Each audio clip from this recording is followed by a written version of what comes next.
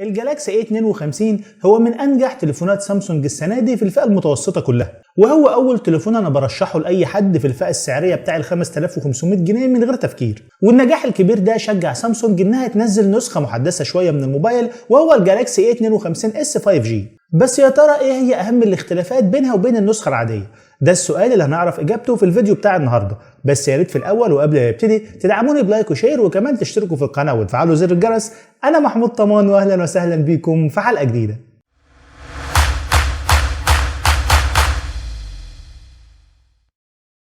هنتكلم في الأول عن التصميم واللي ما اختلفش في أي حاجة خالص عن تصميم النسخة العادية ال A52، واللي هو بالمناسبة تصميم جميل جدا. فلو انت حطيت التليفونين جنب بعض مستحيل انك تفرق بينهم. الموبايل جاي بخامات تصنيع بالكامل من البلاستيك البوليكربونايت، وابعاد التليفون وسمكه ووزنه ممتازين جدا، وده هيخليك تقدر تستخدم التليفون بايد واحده بكل سهوله، وكمان هتتعود على مسكته بسرعه. فتصميم التليفون بصفه عامه جميل جدا، وجوده ومتانه تقفيله ممتازه، وشكله شبابي وشيك، وانا ماليش عليه اي تعليق سلبي. شاشة الموبايل هي من أهم وأقوى مميزاته، زيها زي شاشة ال A52، بالعكس بتتفوق عليها شوية كمان. فالتليفون بيجي بشاشة بالتصميم الجديد، شاشة كاملة بثقب أو بانش هول، واللي جاي في نص الشاشة من فوق، ومساحتها كبيرة 6.5 بوصة، وهي من نوع سوبر أموليد بجودة فول اتش دي بلس، بحيث إن كثافة البكسلات في الشاشة 2400 في 1080 بكسل، وده بيدينا 405 بكسل لكل بوصة في الشاشة، ودي كثافة بكسلات ممتازة جدا. الشاشة بتستحوذ على 85% من حجم الواجهة بتاع التليفون كله، وبتيجي بأبعاد عرض 20:9، وعليها طبقة حماية من نوع جوريلا جلاس الجيل الخامس. وكمان التليفون بيطلع من العلبة بتاعته ومتركب عليه سكرينة. وطبعا معظمكم عارف الجودة والجمال والأداء الممتاز بتاع الشاشات السوبر أموليد، خصوصا لما تكون من سامسونج. فالألوان اللي بتظهر على الشاشة هتكون حادة ومشبعة بشكل كبير جدا، وهتحس كده إن الألوان هتنطق وبتبرق من الجمال والحلاوة بتاعتها. والشاشات السوبر أموليد دي بصراحة بتديك إحساس كده إن التليفون اللي أنت بتستخدمه تليفون بريميوم وتليفون مميز، والكلام والتفاصيل والأيقونات اللي بيظهروا على الشاشة بيكونوا في منتهى الدقة والوضوح. بس بقى وجه الاختلاف الأكبر والأبرز بين الشاشة بتاع ال A52 العادي والشاشة دي، إن الشاشة بتاع ال A52s 5G اللي بنتكلم عنه النهاردة بتيجي بمعدل تحديث ريفرش ريت عالي 120 هرتز. وطبعا معدل التحديث العالي ده بيخلي أي حاجة بتشتغل على الشاشة بتاع الموبايل تشتغل كده بشكل انسيابي وتلقائي جدا. ومعدل التحديث العالي ده هيفرق معاك جدا، بالذات لما تيجي تلعب جيمز على الموبايل. وبالنسبه بقى لدرجه السطوع في الشاشه فهي ممتازه، ومش هيقابلك اي مشكله خالص وانت بتتعامل مع الشاشه دي تحت اشعه الشمس المباشره. وكمان حواف واطراف الشاشه حجمهم صغير جدا، وهتحس كده ان التليفون من قدام عباره عن شاشه بس، وهتكون الشاشه مستحوذه عليك بشكل كامل سواء وانت بتلعب جيمز او بتتفرج على اي فيديوهات على الموبايل. فانا بصراحه شايف ان الشاشه الموجوده في الموبايل هي احسن شاشه ممكن تاخدها في الفئه السعريه دي كلها، والشاشه دي بس لوحدها كفيله انها تقنعك انك تشتري الموبايل بغض النظر عن اي حاجه تانية في التليفون. الاداء برضه هو من الحاجات اللي اتحسنت جدا في الجالاكسي A52s 5G عن النسخه العاديه. فالتليفون بيجي بمعالج ممتاز من كوالكوم وهو السناب دراجون 788G، واللي بيدعم الاتصال بشبكات الجيل الخامس ال 5G. فهو معالج اوكتا كور ثماني النواه بدقه تصنيع 6 نانومتر مع معالج رسومي وهو الادرينو 642L. التليفون بيجي بثلاث نسخة بسعة تخزين 128 جيجا بايت مع ذاكرة عشوائية 6 جيجا رام، والنسخة الثانية بسعة تخزين 128 جيجا بايت مع ذاكرة عشوائية 8 جيجا رام، والنسخة الثالثة فبتيجي بسعة تخزين 256 جيجا بايت مع ذاكرة عشوائية 8 جيجا رام. فالمعالج ده معالج ممتاز جدا، وهيقدم لك أداء قريب جدا من أداء المعالجات الرائدة. يعني انت في المهام اليوميه العاديه زي استخدام تطبيقات السوشيال ميديا والتصفح والمكالمات، التليفون طبعا هيعمل الحاجات دي كلها يعني باقل مجهود ومن غير ما يقابلك فيه اي تهنيج او لاج في التليفون.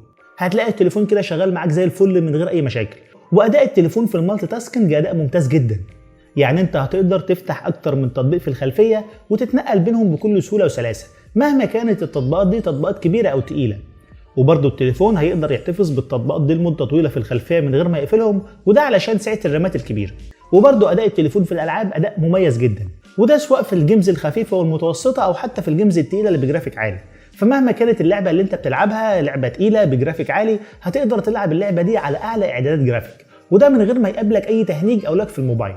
وبرضه المميز في المعالج ده انه ما بيسخنش، يعني مهما استخدمت التليفون لمده طويله ومع استخدام شاق، درجة الحرارة بتاع الموبايل هتكون في الطبيعي جدا ومش هتزعجك خالص. فانت بصفه عامه بالنسبه للاداء بتاع الجالاكسي A52s 5G اطمن خالص وكون على ثقه ان التليفون هيقوم معاك بكل المهام ومش هيزعلك في اي حاجه خالص. اما بقى بالنسبه للكاميرات فهي نفس الكاميرات الموجوده في النسخه العاديه، وانا بصراحه شايف ان دي مش مشكله خالص لانها في الاساس كاميرات اكتر من ممتازه. فالتليفون جاي بكاميرا خلفيه رباعيه، الكاميرا الاساسيه بتيجي بدقه 64 ميجا بكسل بفتحه عدسه f1.8، والكاميرا دي بتيجي بمثبت بصري OIS، وسامسونج هي اول شركه تقدم الميزه دي في تليفونات الفئه المتوسطه. اما بقى الكاميرا الثانيه فهي كاميرا الترا وايد وبتيجي بدقه 12 ميجا بكسل بفتحه عدسه f2.2، والكاميرا الثالثه فهي كاميرا ماكرو وبتيجي بدقه 5 ميجا بكسل بفتحه عدسه f2.4، والكاميرا الرابعه والاخيره فهي الخاصه بعامل العزل او وضع البورتريه وبتيجي بدقه 5 ميجا بكسل بفتحه عدسه f2.4. ولما نيجي بقى نتكلم عن الاداء بتاع الكاميرات دي فهي بصراحه هتقدم لك اداء اكتر من ممتاز. يعني الكاميرا الاساسيه هتقدم لك اداء هايل جدا، وده في كل المناسبات وكل ظروف التصوير. يعني بالنهار درجه الحده والتشبع بتوع الالوان اللي بيظهروا في الصور ممتازين، وهتحس كده ان الالوان بتاع الصور رايقه، ودرجه النقاء والجوده بتاع الصور بصفه عامه ممتازه، وكميه التفاصيل اللي بتظهر في الصور كتير ودقيقه، وكمان درجه التباين او الكونتراست بتاع الالوان مظبوطه. اما بقى في الاضاءه الضعيفه او الليليه فبرضه بصراحه الكاميرا بتفضل محافظه على الجوده بتاعتها بشكل كبير جدا، وكميه النويز والتشويش اللي بيظهروا فيها مش كتير، خصوصا كمان لما بتفعل وضع النايت مود الموجود في التليفون. والمثبت البصري الموجود في العدسه دي بيقلل الاهتزاز بتاع الصور اللي بتاخدها بالتليفون بشكل كبير جدا، وده طبعا بيساعد ان الصوره تكون رايقه ودرجه الدقه والجوده بتاعتها تكون اعلى بشكل كبير. وهتقدر كمان باستخدام الكاميرا الالترا وايد انك تاخد صور واسعه باكبر مساحه ممكنه.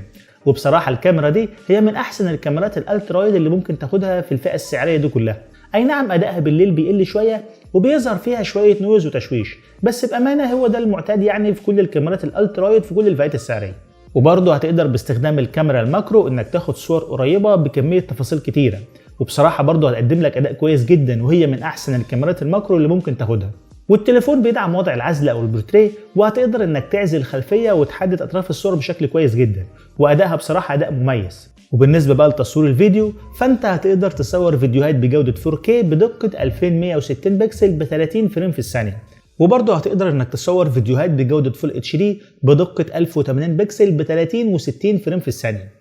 والتليفون موجود فيه مثبت الكتروني EIS علشان يمنع اهتزاز الفيديو وانت بتصور. التليفون جاي بكاميرا اماميه وحيده ولكنها بصراحه كاميرا مميزه جدا، فهي بتيجي بدقه 32 ميجا بكسل بفتحه عدسه f2.2، وبصراحه الكاميرا دي هتقدم لك اداء كويس ومرضي بشكل كبير جدا سواء بالليل او بالنهار، وهتقدر انك تاخد بيها صور سيلفي محترمه جدا وهتكون مرضيه جدا بالنسبه لك، وده في كل المناسبات برضه وفي كل ظروف التصوير. ولكن المميز جدا فيها انها برضه بتدعم تصوير فيديوهات بجوده 4K ولغايه 30 فريم في الثانيه. التليفون بيجي ببطاريه بسعه 4500 ملي امبير، وانا عارف ان دي مش اكبر سعه في الوقت الحالي، ولكنها هتكون كافيه جدا بالنسبه لك وهتكفي معاك اليوم كله واكتر كمان، حتى لو انت بتستخدم التليفون بشكل تقيل ومكثف. ولكن بقى للاسف سامسونج لسه متاخره شويه في حته الشحن السريع بتاع البطاريات بتاعتها، فالتليفون بيجي بشحن سريع ولكن بقدره 25 واط بس، وكمان للاسف الشاحن اللي بيجي في العلبه بتاع الموبايل بيجي بقدره شحن 15 واط بس، واللي هيشحن البطاريه بتاعه الموبايل من 0 ل 100% في حوالي ساعه ونص تقريبا. التليفون بيجي باحدث نظام تشغيل اندرويد 11، وهو من اول التليفونات اللي هيتم تحديثها لاندرويد 12 اول ما ينزل ان شاء الله، مع احدث واجهه مستخدم من سامسونج وهي الون يو اي فيرجن 3.1.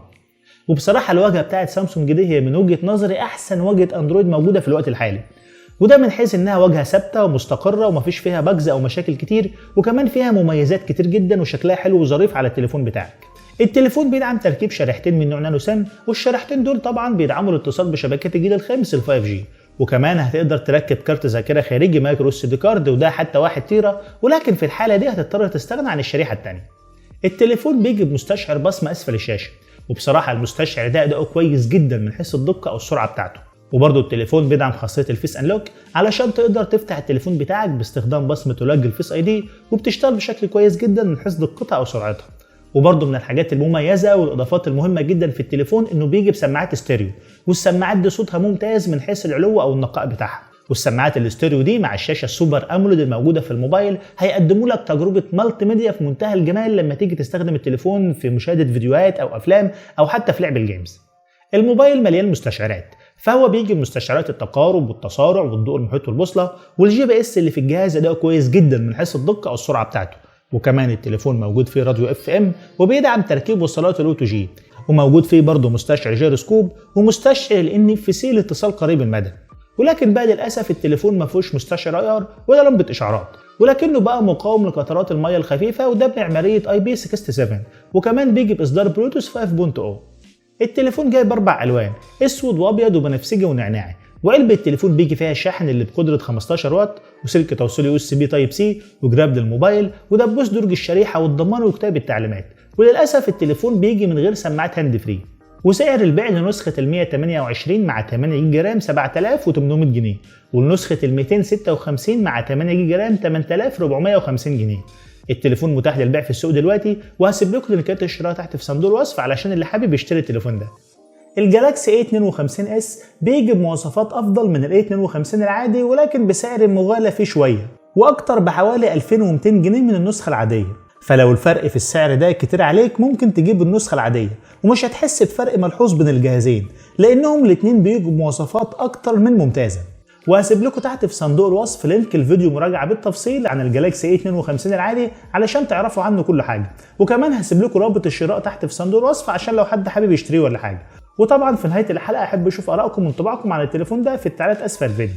في نهايه الحلقه بشكر كل واحد شاف الفيديو للنهايه، وطبعا ما تنساش اللايك والشير، ولو ده اول مره تشوفني فيا ريت تشترك في القناه وتفعل زر الجرس علشان تكون اول واحد يشوف الحلقات الجديده. واشوفكم الحلقه الجايه، والسلام عليكم ورحمه الله وبركاته.